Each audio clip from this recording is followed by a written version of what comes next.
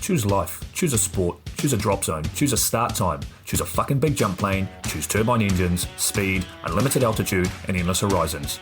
Choose height, no low turns, and travel insurance. Choose jump tickets, choose tiny action cameras, choose your mates. Choose a rig and matching helmet. Choose swoop shorts and a range of fucking fabrics. Choose 120 vertical speed and wondering who the fuck you are on a Sunday morning. Choose sitting on that couch, watching debriefs, spirit-saving slow-mos, smashing beers after last load. Choose standing on the podium at the end of it all. Choose a win you'll love every time. And the reasons? There are no reasons. Who needs reasons when you fly NZ Aerosports? Of course, I absolutely love the NZ Aerosports business model. I mean, come on. One glance at an Icarus fuck yeah sticker and you know it lines up perfectly with the fucking pilot mentality. But outside their wonderful use of colorful language and a great company vibe, there's a long list of reasons to say NZ Aerosports, fuck yeah. NZ Aerosports blows me away right out of the gate as a canopy manufacturer with a bold offer. They give you 10 jumps on your brand new nylon to decide if you want to keep it, swap it out, or even return it for a refund. I mean, seriously, how incredible is that? That's like getting halfway through a prom and deciding you prefer the slightly racier date that goes down faster. Seriously, they do that. If you're not madly in love with your new canopy after 10 jumps, they'll let you swap it out for another size or model, or even get your money back. And the range of canopies they've got? Man, they've got a style canopy to fit every jumper and every situation with models you know and trust, like the Sapphire 3, the perfect choice for the beginner or intermediate canopy pilot. The Crossfire 3, when you're ready to kick it up that elliptical notch. The JFX 2, if you're looking to up your new swoop game. The Leia as the workhorse and dirtwater dirt beast, or the Petra. The Petra cranks out crazy power and is nothing short of a record breaker. But hey, it's not always about speed either. Take the Kraken. Built as a low pack volume canopy specifically with wingsuiting in mind, she gives you all the performance you're looking for with the reliability you need that'll have you itching for that next formation, rodeo, or puffy cloud. So the equipment is top of the line kick-ass stuff as you already know, but how about the team? Well, the customer service gang is there to sort you out whenever you need them. Maddie and Beto are always there to help with Jen holding the reins. They're available for you at sales@nzaerosports.com, and they've got a kick-ass live chat tool on the website if you're wanting to hit someone up right away. These are the crew you're going to want to talk to get those custom orders in. With the stock nylon, once you know what you want, they'll have that shit on a FedEx truck as soon as the credit card machine says approved and get you in the air in no time. For your custom orders, you'll be able to get a time frame for building and shipping when you design it, so get to it. And demos. They've got demos in the US available from their partner Rock Sky Market. The whole US demo fleet is there with Sapphire 3, Crossfire 3, Kraken, JFX2, and Leia canopies in a range of sizes. They also offer student and tandem demos in the US. Bottom line, every step of the way, NZ Aerosports is there to get you what you need, and I personally couldn't be happier to be teamed up with them here on Lunatic Fringe. Hell, they've even got a special offer for all you Lunatic listeners out there. Just head to pages.nzaerosports.com/into the void. That's pages.nzaerosports.com/into the void and follow the instructions to register a website account with them. You'll score a discount voucher with $20 towards any purchase over $200. I mean, come on. You know you're going to shop with NZ Aerosports, so grab a little extra cash towards that buy and enjoy. The offer is good until the 31st of December, and the voucher is good for 3 months, so go register now. And now, time to get started with Lunatic Fringe Into the Void, brought to you proudly by NZ Aerosports. Fuck yeah.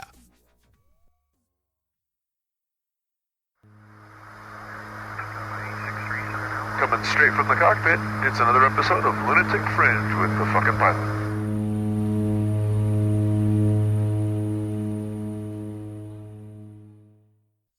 Ready, set, go. All right, back in the can for another edition of Lunatic Fringe Into the Void. I've been wanting to do this particular podcast for a really long fucking time because this guy, man, so many cool stories. So tell me, who the fuck are you and what do you do? My name is Ivo Ninov, and I like to jump off cliffs and climb mountains. This Fuck. has been pretty much my life. Fucking Ivo Ninov. Jesus, dude. You are one of my greatest fucking memories in skydiving. You and the group of crazies that came out and we got to meet. Oh, fucking hell, man. We'll get into all that in a bit. But it's first off, it's so fucking awesome to talk to you. We were talking off the podcast and I haven't talked to you in years. It's been a long time. Yeah, it's been a decade actually, Dean, since we met last and talk, and you're my FF instructor. Fucking That's how. It's so awesome, dude. So awesome. Well, and I want to get into how that came about and how I got lucky enough to have you as an AFF student. But I want to start way back when you started doing what most people would consider extreme sports. And for those that don't know, you say you like to jump off things and climb stuff. That's putting it mildly. Yeah, I mean, I started climbing actually in 1989. I was a young boy, and then there was no climbing gyms, and all the dreams are related with climbing big mountains. And not long after I start climbing, I hear of the death of a very special person named Jean-Marc Boivin. He was the first person who took off with a paraglider from Everest. Wow. And pretty much he was my inspiration. He was one of these crazy Frenchies who base jumped off mountains. He died base jumping actually in Venezuela and Angels Falls. And he climbed the biggest mountains in the world, jumped off of them or flew down with a paraglider, and pretty much was like a instant passion. And in the beginning, because financially it was almost impossible to start skydiving in Bulgaria, was plus the communism times, and only military people had access really to skydiving equipment, airplanes. I started paragliding. So I started paragliding in 1991, like pretty much going to the top of mountains and sliding down the hill. Man, so you just kind of been at it your entire life. I mean, to start from climbing and then straight into paragliding and stuff, you just went balls out right away. Yeah, I mean, I was interested of using these gravity meters, which you earn. Took me like almost 30 years to get a decent answer of this thing. Right. It was from an old American climber. He passed away last year, Fred Becky. He's an absolute legend. Becky died 92 years old, and he is the person with the most first ascent of Virgin Peaks in the world, over 5,000. He was the guy known as the original dirtbag out of Yosemite, yeah? Absolutely. This is the guy, and I was lucky enough to spend a little bit of time with Fred Becky, and one day we were talking about climbing and the endless question, like what you do when you get to the top of the mountain. And he told me this is the most difficult, dangerous, and expensive way to go to a place where you have nothing to do. Just your memories. But my philosophy is slightly different. If I have a skis, mountain bike, or a paraglider, I use this gravity I earn. Yeah, you want to get that payback. Well, so when you started climbing, most people think climbing, okay, you go do this little route here, this little route there. Dude, you guys, you've done some insanely epic climbs. I mean, your climbing accolades, and we didn't know when we met you guys, you said you guys climbed, but we didn't know you were like climbers. Like, what drew you to hitting Yosemite and the big walls and the crazy stuff that you've done with climbing? Yosemite has been driving me since the beginning of my climbing career. One day, a friend of mine gave me an article to read about the famous route on the downwall, which was put by Warren Harding. And now 50, 60 years later was free climbed actually by other people. Partially was free climbed because the direct line of the down wall is not completely free. But anyway, and when I started reading about this thing was like, whoa, this sounds very special because this place doesn't have snow avalanches, where in the big mountains, they always have a passive danger, which is avalanches, snow, seracs, and stuff like this. But Yosemite was just based in a perfect place. You can climb in shorts and climb 1,000-meter cliff. And pretty much this was the arena where if you wanted to see where you are, if you want to be deep into this sport, you had to go there and do some test pieces to just prove yourself. And I did couple of these test pieces, and I realized this wall has 100 more routes on it, and I wanted to climb everything. Then was the time when I met Ammon McNeeley, and usually one of these climbs on El Capitan takes people like a 1 to now few hours for some of the routes, but most of the routes take like up to 2-3 weeks of climbing to get to the top of the mountain. Extremely difficult climbing. And Ammon had specialized into climbing, like speed climbing on El Capitan, and I had lots of experience from the Alps. So when we got together, we exchanged some techniques and visions and stuff like this, and we start annihilating El Cap, and pretty much stuff which has been done before that, the fastest sensor being done for like a 2 weeks or 7 days, we were doing it under 24 hours. This was our goal. Wow. We did lots of speed climbing on El Capitan, and actually I still have 9 records on El Cap. Like 15 years later, they have still not been touched. A lot of the easy stuff, which is low-hanging fruit, people did, but some of the stuff we did with Ammon, it's still, and Dean, actually, rest in peace for Dean Potter. Pretty much we were just another level, and nowadays, like, maybe people are not so into and so deep into things. We live in like a very fast world at the moment, and everything is from today to tomorrow, and like it's hard to keep one passion. Sure. Well, people bounce around to different passions and stuff, and you're talking about projects that can take not just weeks, but years of planning to get it done. And that's a lot more patience than a lot of people have in this, crazy Instagram, Facebook kind of world. Exactly. It was more of the preparation, it's like everything you do, like especially for skydiving and base jumping, if you're not current, it's become to be extremely more dangerous. If you're over current, it's extremely more dangerous. So Right. It's always trying to keep the balance, it's like the universe, like has to have a balance. Sure. Now, when you guys were climbing in Yosemite, your group of climbers had a nickname. Was it the Stone Monkeys? Exactly, the Stone Monkeys. I made a website named the Stone Monkeys, and that's how we created it. The other Yosemite climbers who were the generation before us, they called themselves Rock Monkeys. And Stone Monkeys was kind of a pretty intriguing because a friend of ours, Dean Feidelman, was making the Stone Nudes.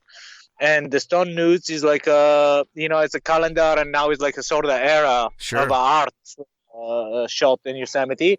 And I decided, okay, Rock Monkeys was taking on the internet, and I made the Stone Monkeys. And then we start calling ourselves the Stone Monkeys. And it was a special group of people from around the world which share the same passion. Well, it's crazy because, again, when you guys came out and when we met you, and we'll talk about that in a minute, the group of guys that you came out with, you said we're climbers and we climb out in Yosemite. And, of course, Yosemite was close relatively to Davis, which is where you guys came out.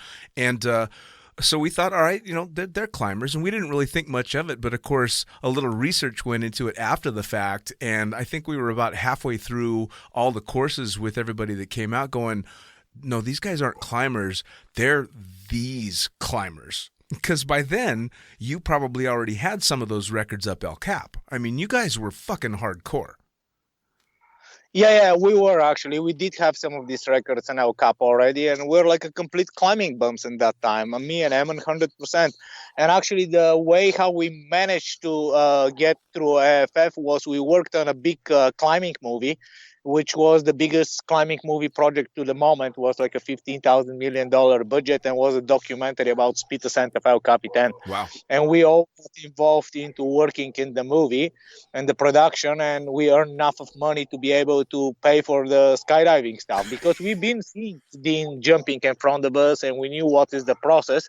And we knew we need like a $15,000 to be able to learn to base jump technically, because it is expensive, you have to learn to skydive, you have to buy equipment. After that, you have to do 100 skydives at least to be safe for yourself, and like actually to be even better, 200. And all these cost money and time, and like to have it's like a roughly 15 grand. You have to get into base jumping properly, I say. You can get it in like a lot more shallow ways, but it's not going to be the same. Right. Well, now, so this would have been the time frame when Dean Potter was doing the freebasing?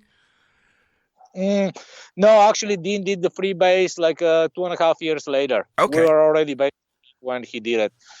Well, so I was living Actually, I lived with Dean in the same house for like 6 years. Oh, wow. Yeah, I mean, he spent a lot of time bouncing in between Yosemite and then going out and jumping in Lodi and stuff. And I know you guys ran the same circles, and obviously Yosemite is as small a community as some of the drop zones. Absolutely, I was, but it's hard to have a community like in the drop zone because it's like pretty much you have only one point where you can meet climbers. This is the Camp 4 or the local cafeteria. Everything is controlled by police and rangers and stuff like this, and it's not so easy. Right. So now you guys were you're active climbers. You've decided you want to come out and learn to skydive specifically because you want to learn how to base jump. You're working on this film to save money and all of this stuff. Who was the group that originally came out? I know it was you, it was Ammon, it was Nick Martinez, and there was somebody else, wasn't there? Actually, was another guy named Jarla. He was a photographer from Norway. Another guy, Aaron, who is a climber, and he still works like a mountain guide in Yosemite. And one more guy, I totally spaced his name out. He's from Sacramento area. And pretty much, yeah, all of us worked on the movie. I mean, I was the outdoor producer, so I hired all my friends to help me to do what we had to do. And pretty much I was the guy who caught all these drop zones. I caught all the drop zones in California. Hey, we're 6 guys from Yosemite. We want to come to skydive to learn to skydive. So it was quite interesting. And finally, we got suggested to go to Davis just because we're going to get a little more proper education. Sure. Compared to other places. And that's how we ended with you guys. Well, and I remember, too, that one of the big things was you guys haven't had a limited amount of time. You only had like a week to get everything done, if I remember correctly. So it was like all hands on deck, man. We got to be here and jumping.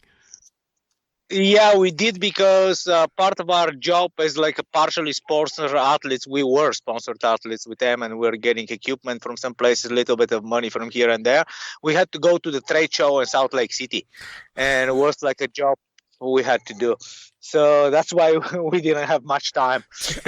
It was, I'll never forget it, because, and every drop zone, every instructor has had a student that's come out and said something along the lines of, I just want to learn how to base jump and I know I got to do this first. But you guys came out and all of you were like, yeah, we don't really want to skydive. We just don't want to die when we jump off the mountains that we climb. And all of us are like, oh, fuck, here we go. This year, actually, when I showed up, this was exactly after the movie. Around the movie, I've been on the top of El Cap 42 times. Jesus. This was in a period of 51 days. So every other day, we were going to the top of El Cap, rigging ropes for camera people, going up, going down, going up, going down. And when you sit in the best drop zone in the world, where you have 1,000 meters pure flying, it's kind of you don't learn to base jump. Oh man, I mean, it was a really cool experience because it's the first time we ever had a dedicated group of students come out wanting to get as many jumps in as they possibly could and walk away with their A licenses in 1 week. And so we called in extra instructors. Kevin Love was out there. It was me. It was a bunch of other people coming out to make sure you guys could get through it. And fucking hell, man, we had so much fun doing it. Although some of the jumps were definitely challenging. We all have challenging times. Oh, dude, I've told the story more times than I can count. Your and my first jump together is still one of my favorite fucking memories because you're such an intense guy. You're not, and I try and separate it. You're not tense, clearly, to be able to do the kind of things that you do with all the climbing and all the stuff that you've done since you've learned. You've got to be able to know how to relax, but you're very intense. And especially when you were learning how to skydive. And I remember I would try and tell you, I'd shake my hand out and say, okay, you need to relax. Just relax. And you would always look back at me and go, okay, relax. You were super tense. It's one of the hardest things in life to learn in general. We have to learn to relax. And when you have things you can fight with power, it's kind of a difficult to chill your body, especially because that's the coolest part of skydiving in general is like you have to feel the flow, you don't have to force the flow. Yeah, man. And yeah, it's like I had a really difficult time on my first 7 jump skydiving. It was intense. Well, like I'll full tell you on. what. I was lucky enough to jump with both you and Nick Martinez on a couple of them. In fact, I took Nick on his first as well, and he threw the reserve side instructor and then got away from me as well on the first one. And we never did manage to get back to him because he was so light and floated so big while he was spinning, but he pulled. And you did the same thing. You had a couple of rough jumps, but you were pulling every time as well. And I'll never forget telling Nick, dude, I'll jump with you 7 days a week, every single day, because you did the one thing I need you to do. You open your fucking parachute. We can fix everything else. See, Perry lost me on my fourth jump. This was part of one of the safety days. Yep. I jumped only with Perry. We were two of us, and I ended in flat spin. And I was looking at my Audi going super fast. Whoa, 5,000 feet, and I pitched. I had like a 20 line twist to the top of the canopy, but I landed down, and I remember it was interesting. Whatever, that's happened. Oh, yeah, man. It had to be. Now, let me ask you, so what's the difference for you in the mentality behind when you were learning how to skydive and the mentality when you're on a face like El Cap? Because it's got to be completely different. For me, when I've climbing to me is a much more intimidating experience than skydiving, but I would imagine the reverse was the truth for you when you started. Actually, the first two jumps, to be honest with you, I don't remember what happened. Like, it was like, wow, whoa, wow, boom, wow, wow, cry. This was the end. And it's like, I could not make my mind to think so fast to understand what skydiving is. Now, when I jump out of airplane, I see so many things, and it's like goes forever. Sure. But in the old days, was just a split moment. It was an insane rush. Well, now, is that the big difference for you, or was it the big difference? Is climbing seems to come at a really slow, focused pace, and skydiving was just a holy shit experience? Yeah, and I started climbing very young, so I had a fear of heights when I started climbing. But this is like everything else, like skydiving, you get used to it when you get familiar with the stuff you are on. Sure. So I think it's like we're the most adaptable organisms on this planet is the Homo sapiens. And like with time when we realize what's going on, we're talking about extreme sports, and it's very simple. Extreme sports are like a business. It's like calculating a risk and risk management. Sure. And more factors you have like working for yourself, then more confident and safe you feel. And as Dean always say, just if you want to do like a super badass shit, you have to be super current. You have to be on it. And it's like it's obvious. I mean, if skydiving you cannot pass the A license with 7 jumps, you can pass it after 20 jumps if you're keen of doing it. Yeah, absolutely. I completely agree.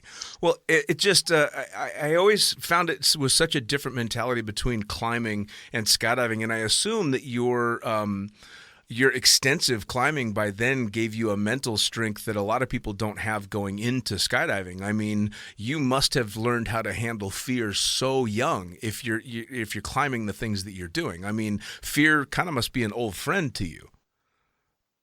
Yeah, like I always say what Yoda says, fear is the path of the dark side. And for myself, it's important to don't have a fear, but to have the understanding of the things which stressed me out. So when you understand the situation, like, for example, trying to execute a skydive, if you're familiar with the equipment, there is no reason to don't do it, right? Right.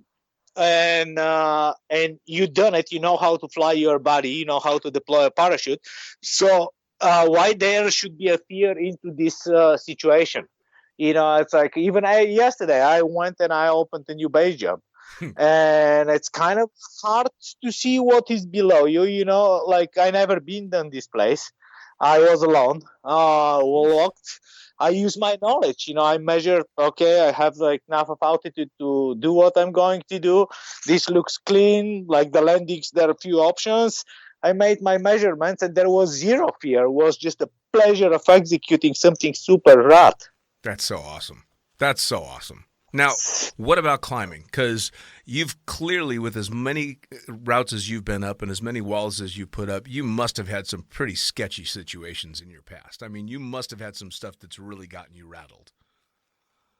Yes, there have been situations like this, like on multiple occasions. But when you're in this situation, you have to move. It's like a skydiving. I mean, like you're driving a car with 200 kilometers an hour, and you have to make a turn. You make it, like, because you have to survive. Same is climbing. It's just sometimes danger is like most of the time when you're into it, you don't realize the danger. If it's outside danger in Yosemite, most of the time you calculate the risk.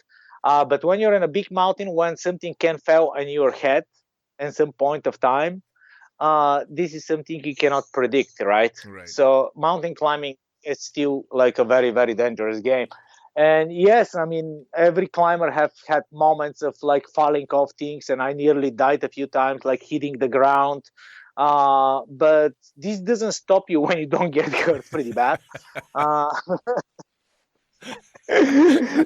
Simply that I taking some bad fouls. Wow. Well, I mean, I suppose in that you've got a lot in common with the whole crew that you came out with. I mean, most people have probably seen Ammon's base jump that went slightly wrong when he tweaked his ankle a little bit.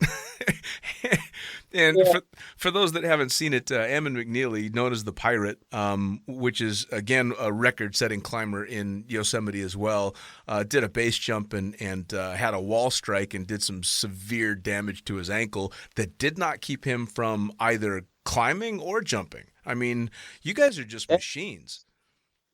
Actually, Ammon, right now, they had to amputate his leg. Actually, the strong one, and he still keeps base jumping and climbing with prosthetics. Well, didn't he trashed his good leg on another base jump, didn't he? Absolutely. I mean, absolutely, yeah. What's a pirate without a peg leg, I guess? Yeah, I mean, Ammon all his life wanted to be a pirate, and now he's a real one. And yeah, Ammon is one of the live people who has probably the most speed records in El Cap at the moment. Like, I think he's the number one.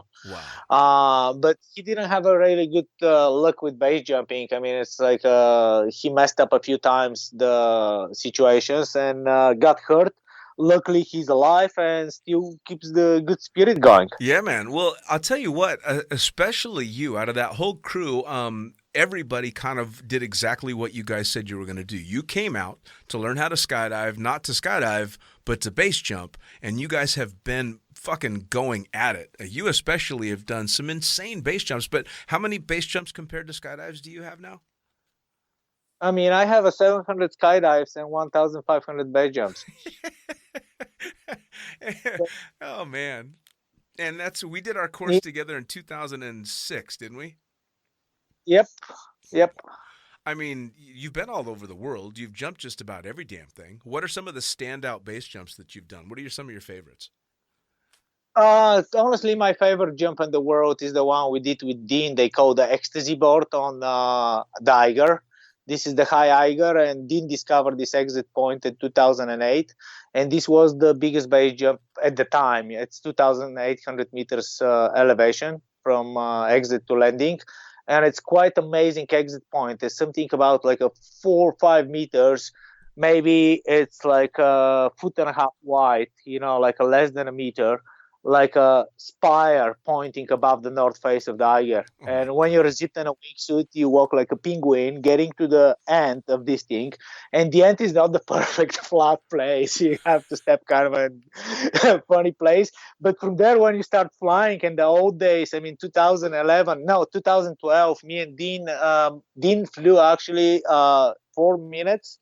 And I managed like 3 minutes, 20 seconds.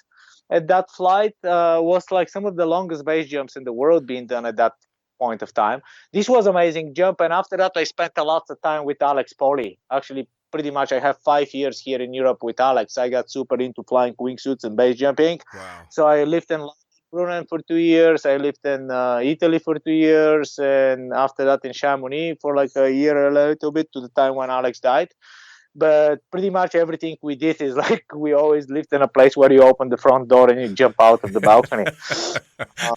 I mean, it's so funny looking back too, and I've got multiple students that have been lucky enough to teach along the way that have gone on to do insane things. But I mean, it's people are like, oh, wait, you know Ivo? And I'm like, yeah. It's bizarre and amazing seeing just how far you guys fucking took it. I mean, all of you. But to be out jumping the Eiger and stuff like this, did you ever think you'd be able to push it that far? Yeah. I mean, actually, the goals are a lot higher when we started to skydive. The plan was to go and to climb the highest mountains in the world. And if something gets sketchy, then we can jump with our equipment and we don't have to walk down the mountain and like a base jump. We wanted to take the skill we had from Yosemite to like a big cliffs in the Himalayas. This was our plan. And pretty much on these places, you're so dependent by weather. And the style we're using in Yosemite, very light and fast style, not to go for 1 month on a cliff and to try to go for 2 or 3 days. And if something happened, we can just jump from our portal edges directly back to base camp. And we had like a system. I made a special parachute system. You can like attach the whole backs to it and you can throw it and deploy it in 10 seconds. And then with remote, you can control the baggage to get somewhere down. And this is one of the most fascinating things of like flying big wingsuits and big mountains, because with Dean we're sitting at the top of the Eiger like at 3,800 meters, like nearly 4,000 meters, freezing, almost dying. Right. And man, and like you just make this step and like 5 minutes literally later you're drinking coffee and like the fanciest coffee shop you ever been, looking the north face of the Eiger. I mean, this is so fascinating. This is like a teleportation. There is no the fucking faster way to get from the top of a mountain to a coffee shop. That's so fucking epic. Yeah, that's a hell of a commute. Now, were you guys doing helicopter lifts up to the top of the Eiger? No. Actually, I never done a helicopter lift to the top of the Eiger. I done like a one helicopter lift to the middle of the Eiger with JT Holmes years ago when we built like a ramp for like a ski base. But every jump I done from the Eiger, and I done over 30 jumps, I climbed it and hiked it. No shit, man. That in itself is an insane accomplishment. I mean, that's not a small hill. Yeah, it's a big hill, but like, when we're fit with Dean, we are able to do it like 2 to 3 times a day. It's you use the train for a little bit, and then you have like 1,000-meter climbing. Wow. But from Yosemite, from El Cap, we were very, very, very fit. It's like Dean's record on El Cap was 42 minutes to get to the top of El Cap. My record personal was like a 53, I think. Jeez. 10 minutes slower. Stanley was doing it for something about that. This is 1,000 meters. And when you have this fitness and you keep it, if you don't stop doing it, you do it. I mean, like even now I walk like 1,000 meters, but it doesn't take me anymore 50 minutes. It takes me like 1.5 hours. Sure. I'm talking like a steep terrain, not like making 1,000 meters on like running terrain. Sure. Now, once you started base jumping, was your goal the first thing to try and go hit stuff in Yosemite? I mean, I was living in Yosemite. I lived there for like a nearly decade, and we're living with Dean at home, and like I have over 400 jumps in the valley. Jesus Christ. And this was zone. Like, I could go to the drop zone Saturday and Sunday and fly with people, fly the wingsuits, and I go back to the valley and I have the whole week and I can do like 5 to 6 jumps a week. We did it. Did it get pretty hardcore with the Rangers? Did you ever have any major issues there? Yeah, we did, but we lived in Yosemite. We knew the Rangers, we knew the community, and pretty much always the rule was if no one sees us and we don't disturb anyone, it's a clean story. And it worked out. We're very clever the way we do things. There was some chasing, but nothing major and nothing crazy. Well, I mean, that's good because, there's the horrible story of the one base jump that he landed and ran away and jumped in the Merced River and drowned. Yeah, this was Frank Gambale. He's like actually the first professional base jumper in the world, you can say. He was a Red Bull athlete. But yeah, Frank have done it multiple times and things have been pretty uptight in the valley. and he took his decision. It's like in the end of the day, you always can turn yourself in for $5,000 if it's not worth it for you jumping in the river. And he took this decision. Yeah. And in our cases, we all understood it's to be busted is possible, but the rule was we never get busted. So if you have a good plan, most of the time when you're not hurting anyone, then life is easy. It's like, yeah, I had to jump in the complete darkness, something people don't like doing, but I done lots of night jumps. Wow. Maybe I don't have any memories from this, but Dude, that's got to be so fucking intense. A night base jump in Yosemite. Yeah. I mean, people do it, and I have probably tens of them. Jesus. No, one or two, but many. Man, oh man. Do you ever see it becoming legalized? Actually, it's possible, but there is no understanding from the jumper side. We all ask is jumpers when it's gonna get legalized. Let's legalize it. And I did a lot of research, and when I lived in Yosemite, there are people who are very deeply intrigued into the idea to legalize it and to make it happen again. The problem with base jumping globally is there is not a structure which to unite base jumpers and wanting to be able to negotiate with governments to change things. And this is the biggest problem in the United States. It's an old history. Carl Banish fought for it quite a bit. He managed to do it, and he's the person who explained it very, very easily. He said it was prohibited because it wasn't understood. Sure. After that, it was legalized because it was feared. Sure. Okay, people are feared, people gonna die, might as well do it legally. And finally, it was prohibited because it was abused. And this is the time when the Park Service agreed at that time, if you have 200 jumps at the time, skydiving, this means D license. Nowadays, 500 to have D license. You can apply for a permit to jump off El Cap on Saturday morning from 6 to 8 in the morning. Okay.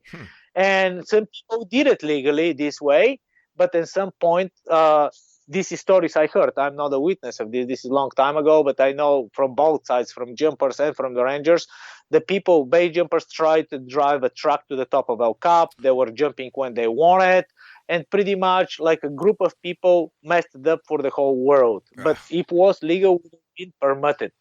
And this is the problem of base jumping. Where too many free spirits. Everybody has their own opinion, and base jumping was sort of way to express yourself without of anyone telling you how and what to do. Sure. This is maybe like the simplest way of understanding of this form of jumping. Some people had the passion to jump from stationary objects. The other ones had the passion to have the communities. But the sport is so dangerous, and there's such a diverse personalities ended into this sport, particularly to express themselves because their surrounding life sucks. They exist there as well. Like it's a quite interesting scene, the base jumping, and there is not a structure actually in global. And in France, they have like a very good structure. Is the French Base Association. They have insurances, they have topos, they have informations, they share information, they make meetings. They're quite united in France. In Switzerland, they have something similar going, and in Italy, they have something similar going, but not such strong structures. But they manage to make things legal to jump and fairly regulated. And the authorities are familiar with the risk of this sport, and they start agreeing because they see it's partially a business as well. Sure.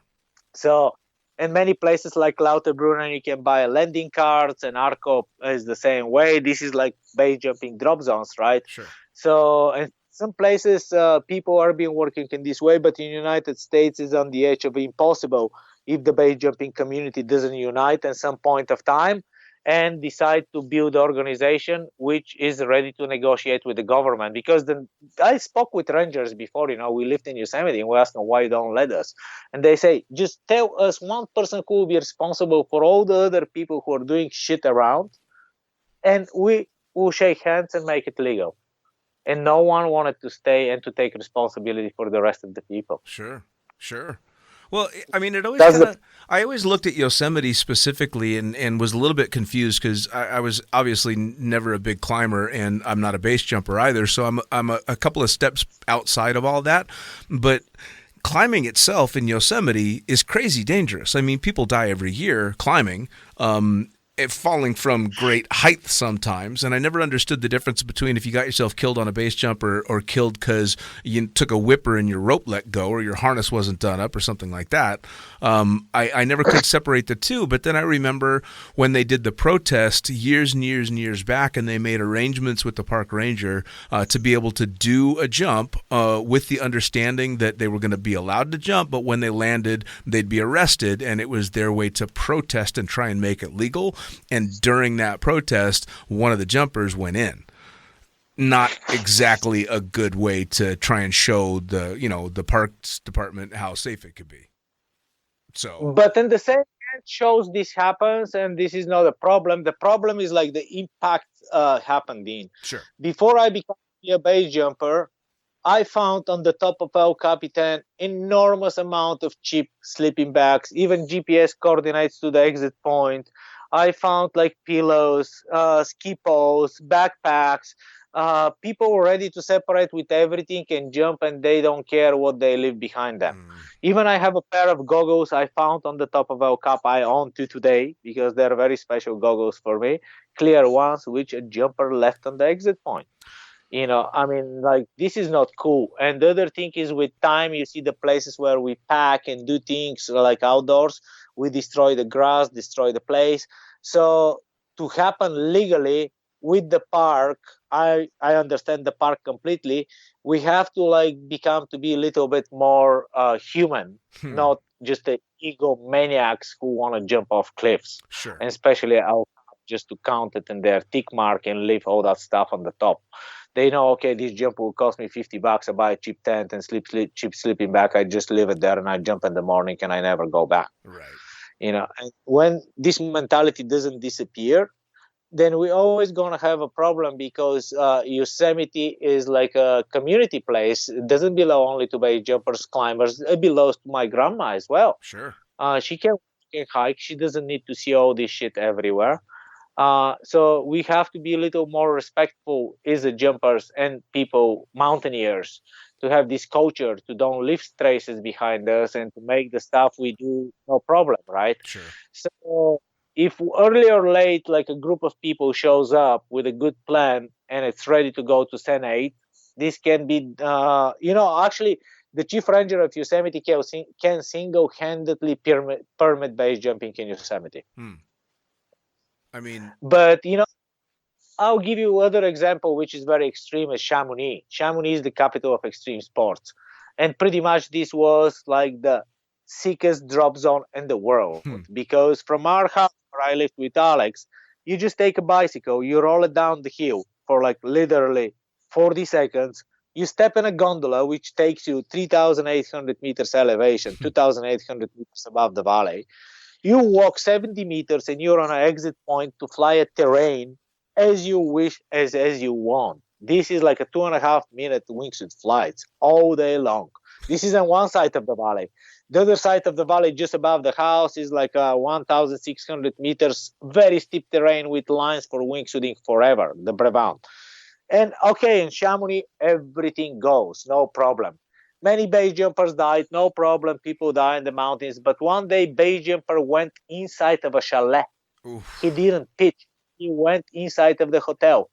And the people from the community, including I, had to vote for all that stuff as well because I'm a member of the French Base Association when I was living there. And still I am. The people say, it's okay, you do whatever you want in the mountains, but the second you start endanger other people with your activities, this is not welcome. And especially going into a hotel. Yeah. I mean, and this is pretty much the end of these two jumps. They were restricted.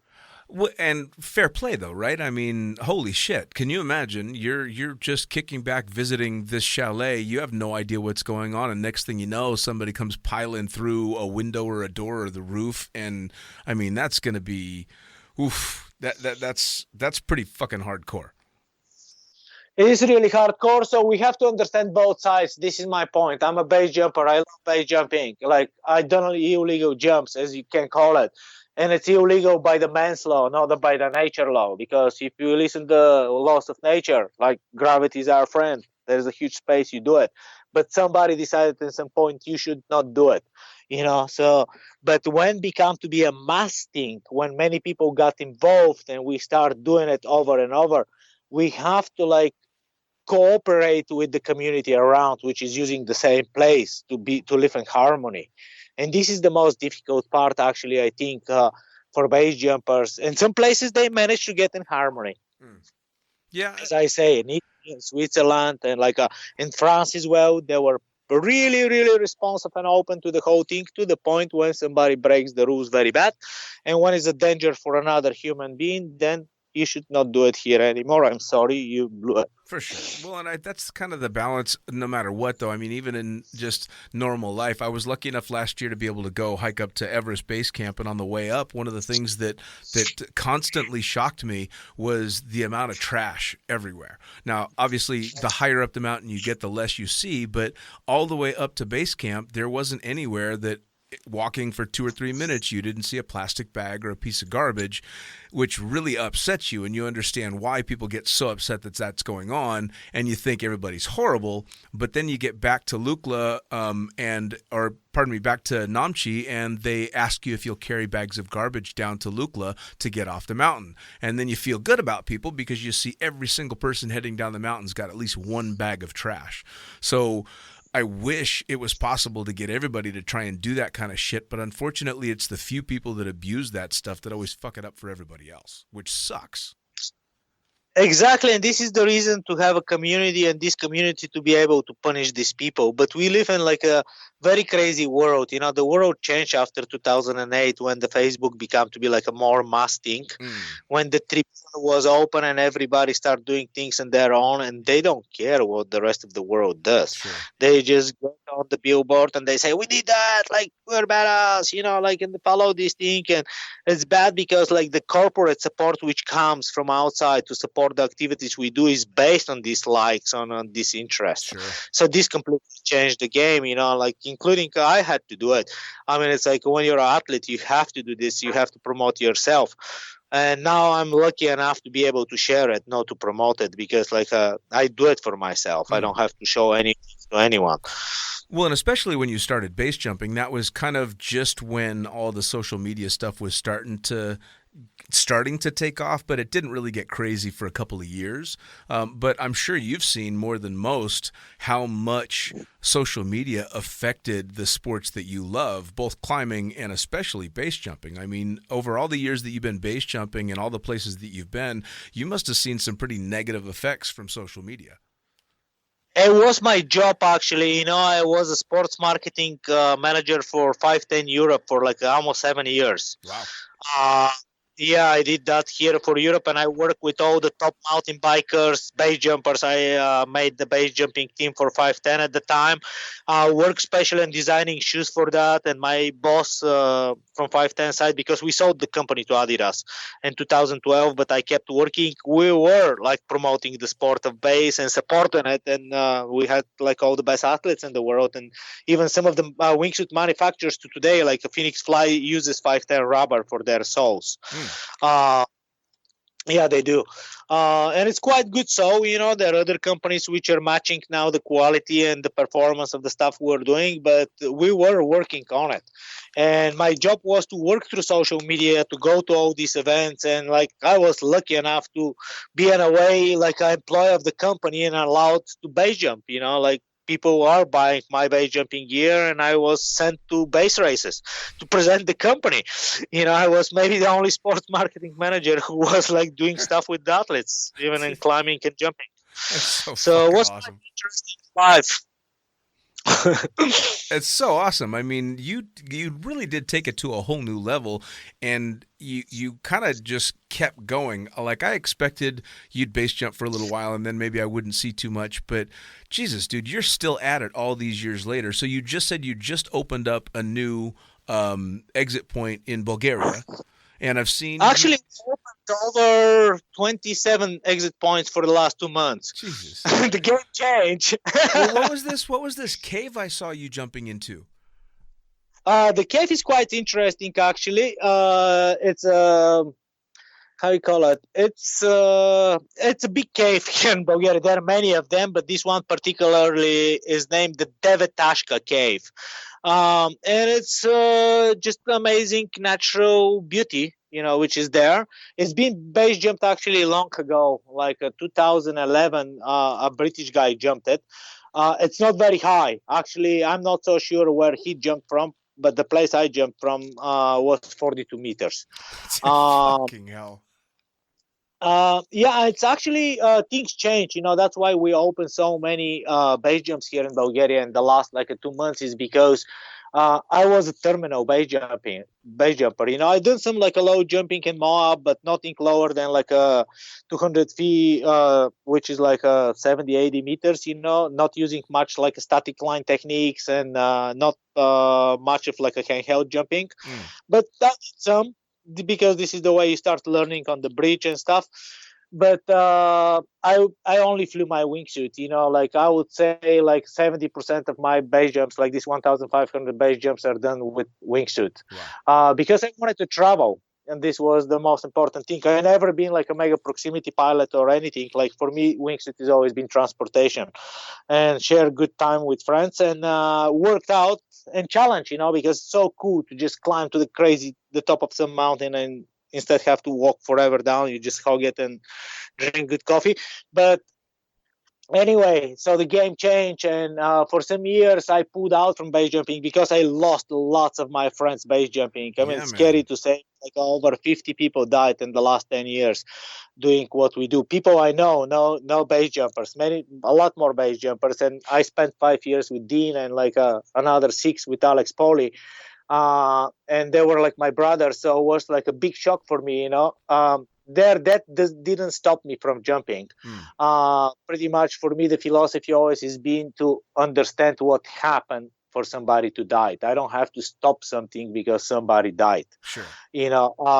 This is his mistake, and Gary, sorry, Ivo, nowadays, and the information is so much better. So if we're careful, we can minimize the risk quite a bit.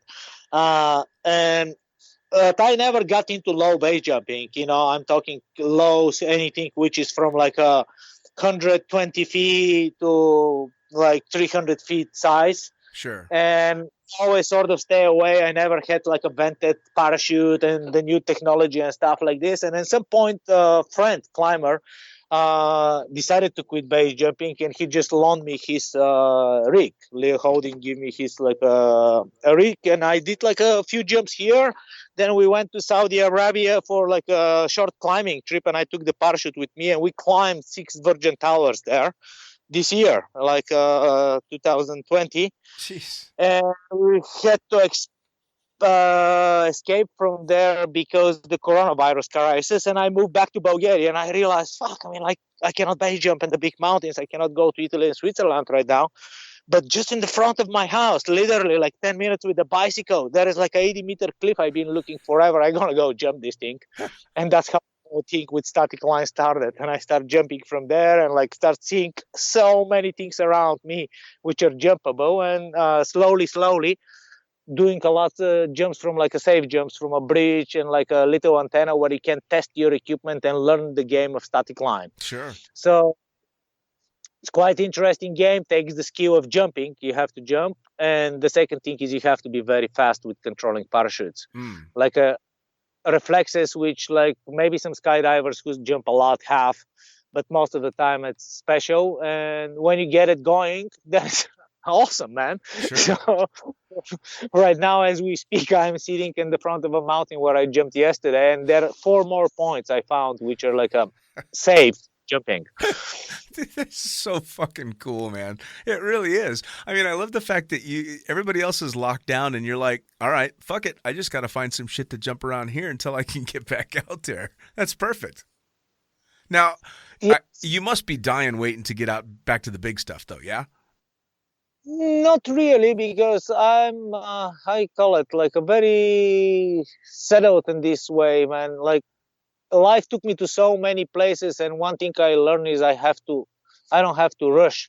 And yeah, I'm driven to go back to the big mountains, but maybe I'm not ready and fit to go to do the things. Because when you live in the big mountains, when I'm living there, I never get out of shape Sure. because I'm always in shape. I hike every day. I hike with a paraglider or hike with a rig or go climbing? But when you live in like a lowlands, like you get used to a lot easier life. And when you go to the big mountains, sometimes it's difficult. Yeah, man. And this is not good. And base jumping is very important when you get to exit point to be completely relaxed and to have 100% of power. Just because people get super tired to the top of a cliff, they jump, they get a cramp, and they hit the cliff. Sure. Sure, for sure. So basically, what I've been trying to do when I'm around home is like, because I never spend time at home. Like, it's crazy. You become to be a gypsy when you're so driven, Sure.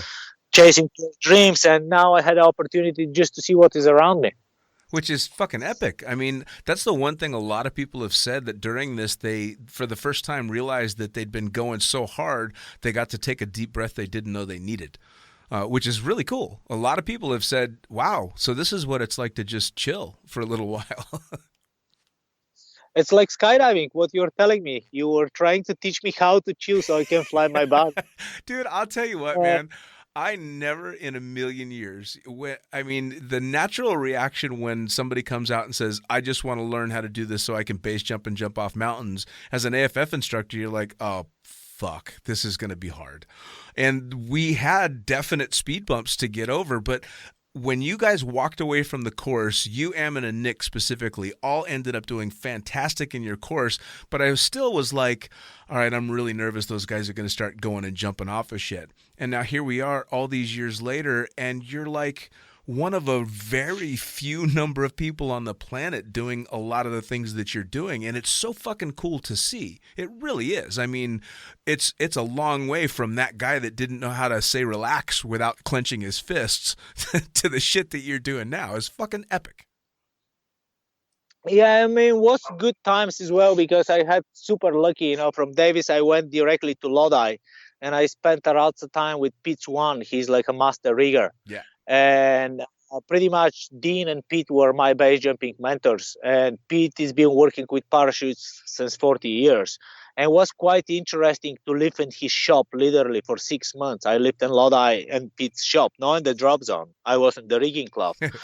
Watching and learning and making like tracking clothes, and like we made the first lightweight rig ever made for Dean, because I knew a lot about climbing equipment and Pete knew about skydiving equipment, and there was none of this like a combination of stuff what they do right now. I mean, all the new base jumping gear is something what we knew it's possible 20 years ago, and nobody wanted to make it, and we made it for Dean, and this Dean's rig, which he did the freebase with it, probably to today is one of the lightest rigs ever made in the world. And there are two crazy riggers in the world who understand so much base jumping. This is Pete and this is Simon in Switzerland. And with both of these people, I spent shitloads of time, because we even built the first parachute, the Outlaw, which Skuro sells now. Me and Simon stitched every stitch on this parachute and went and tested it in Lauterbrunnen. Simon is a designer for paragliding wings, but he just cut it on a laser cutter, and we went to a factory in Croatia and we built one. That's and amazing. We jumped it. That's amazing. And same with the equipment we use, so when you know how the gear works, you know how to take care of it, and when you have this focus, allows you to understand if you want to do something, if it's going to be fun or going to be like the next mess you create. Oh man.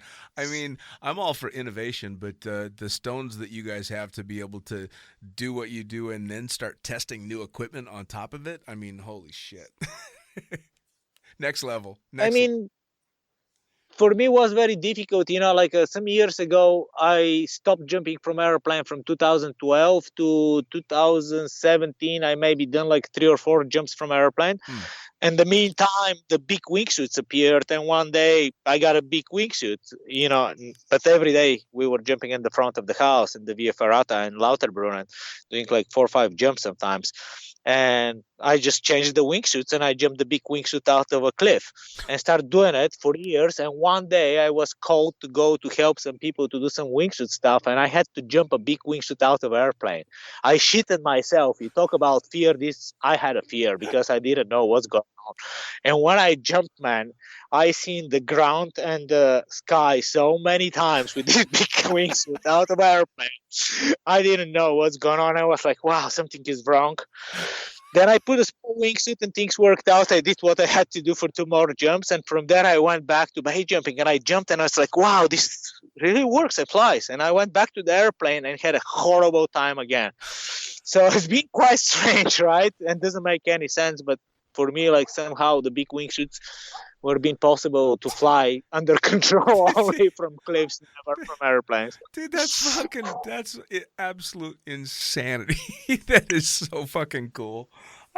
I'm just trying to picture, I mean, you've got a lot of things that you've done 180 degrees backwards from what I would have thought would have been the normal way to do things, but you've made it work so fucking well. I mean, dude, you've been at this a long time. Yeah, it has been a long time in this journey. I mean, what comes next? What's the next big thing? Is there something new on the horizon, or is it just new levels of the same? I think I don't aim and anything crazy. You know, it's like maybe having a family will be a bigger challenge than all the things I've done to the moment. Probably scarier than all of them too. I mean, like, yeah, everything is scary. Like, if you think, because you have expectations, and when you have expectations, you have disappointments. Sure.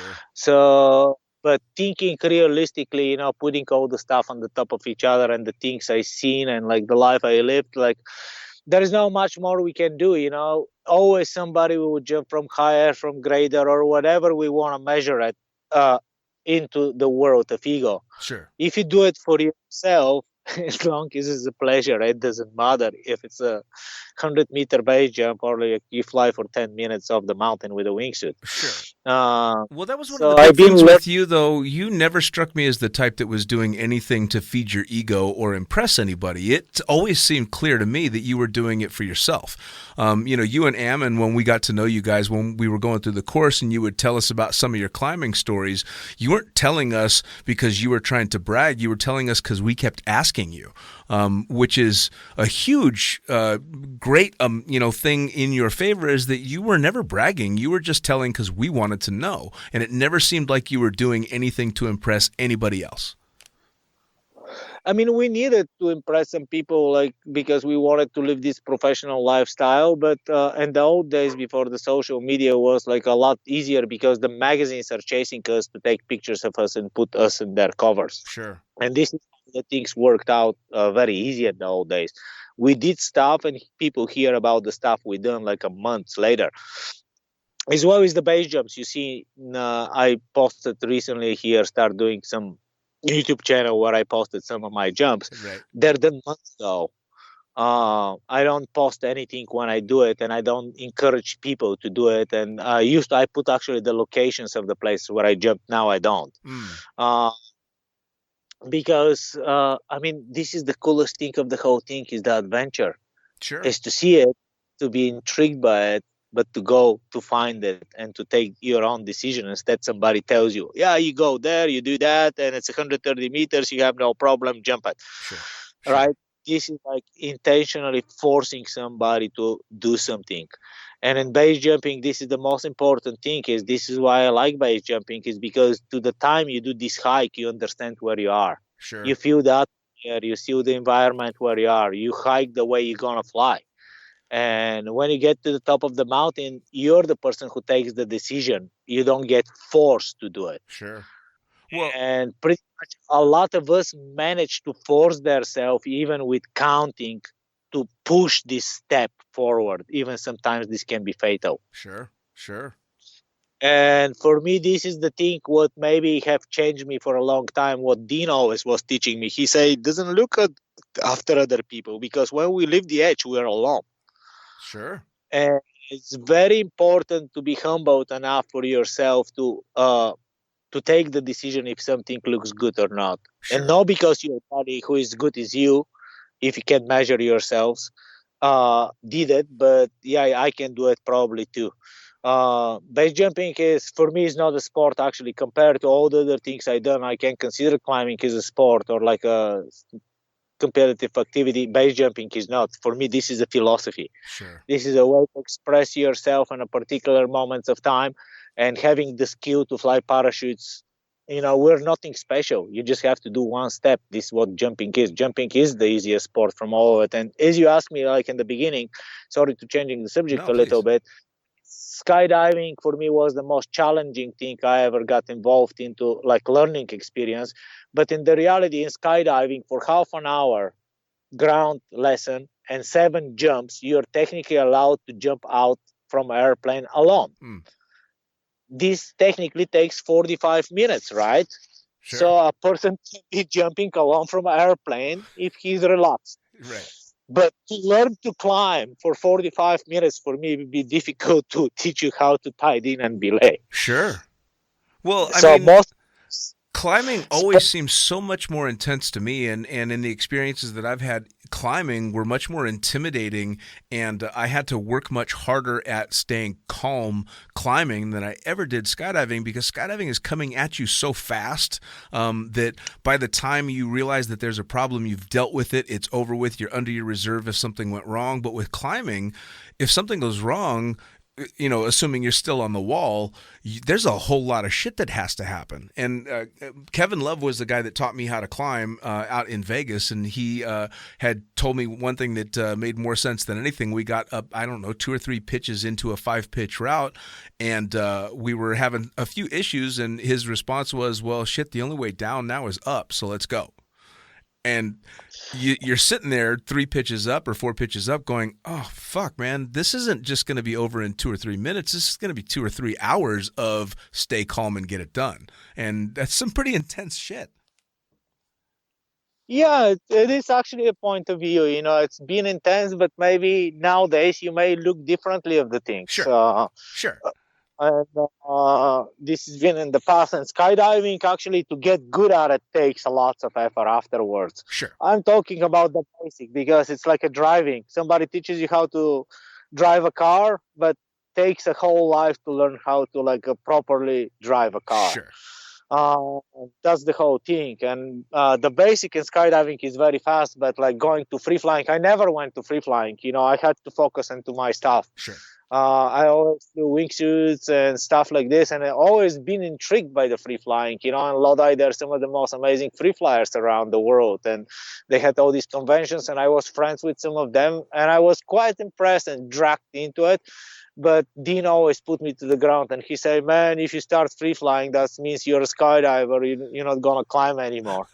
And we quit climbing when we started base jumping. Right. This was a problem. The part was we had to hike every jump we do in Yosemite because there's no cable cars there. Right. So at least we were fit, but our climbing shape went way down. For 2 years, we just lost probably a couple of grades of climbing. Sure. It was kind of a strange. One day with Dean, we went rock climbing, and we could not climb a route. We used to climb with not on a rope, but pretty fast. Sure. And we took some falls, and we're just like, whoa, man, we've been base jumping too much. Now we have to start climbing again. Not to base jump. That's pretty funny. Well, it's funny how sports can just kind of take over, man. You get that passion for something, and that's all you want to do for a while, and you forget about other stuff. That's for sure. So, oh, please go ahead. No. I say it's kind of a lazy compared to climbing. Climbing, as you say, can take 10 hours to climb a very long route on El Capo or somewhere else. And a base jump takes 1 hour hiking to the top of the mountain, and how you call it, a minute and a half of complete joy. Yeah, and then you're at the coffee shop. Easier, yeah. So tell me, how do people find out? Do you have an athletes page, places where they can go and see some of the stuff that you've been up to and see some of your history? Yeah, I use the Facebook. I have a profile there, a personal one and an athlete one, Ivo Ninov. And at YouTube, I have a channel which is named Outback Adventures Bulgaria.